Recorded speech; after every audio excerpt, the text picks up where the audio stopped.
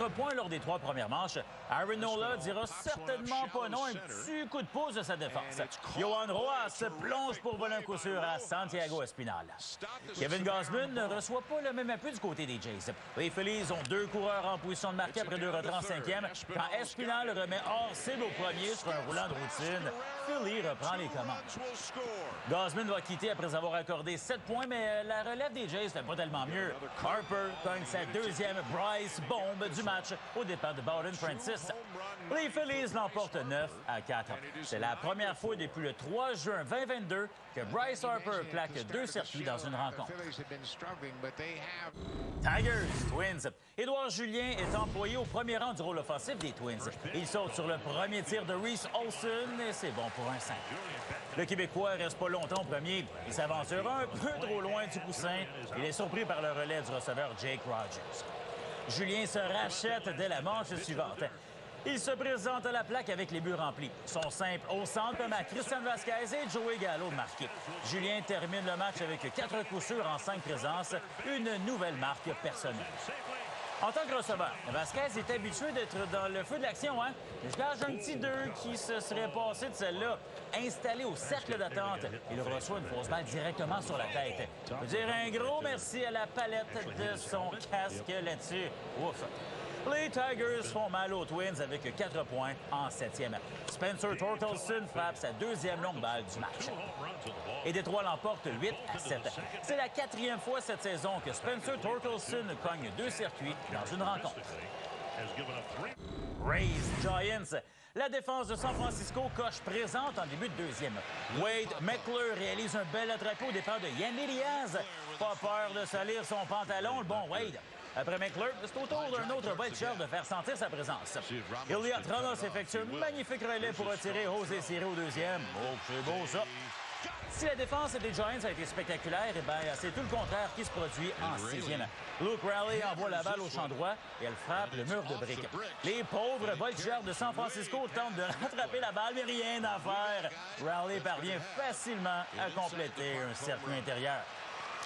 6-1, la victoire des Rays. Luke Raleigh est devenu le premier joueur à inscrire un circuit intérieur contre les Giants depuis Lee Lacy en 1978. Guardians, Reds en première. Matt McLean envoie le tir de Noah Syndergaard au champ-centre. C'est bon pour un mec double et TJ Friedel en profite pour aller marquer rapidement.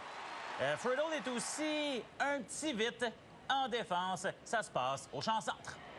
Oh, c'est bien frappé. Les frappes en direction du champ-centre. Friedel recule à la clôture. Saisit la balle! Et vole le circuit à Laureano. Oui, mon Alain. Gros catch de Friedel au voleur Alain.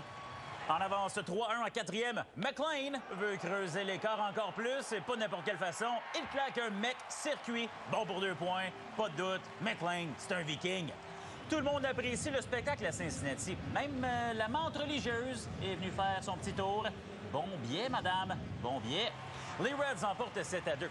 TJ Friedel est devenu le premier joueur à frapper plus de 10 circuits et plus de 12 amortis dans une même saison depuis 2011. Tennis maintenant, c'était l'entrée en scène de Jessica Pegula à Cincinnati. La championne du tournoi de Montréal avait un laissez-passer pour le premier tour. 3e tête de série, Pegula amorçait son parcours face à Martina Trevisan. Pegula a jamais été plus loin que la ronde des quarts de finale à Cincinnati. Son premier set du tournoi est assez difficile, merci. En tout cas, il est plus long que la durée totale de la finale à Montréal. Lors de ce long échange au 12e jeu, Pegula est promené d'un bord à l'autre du terrain par Trevisan, qui termine en déposant la balle.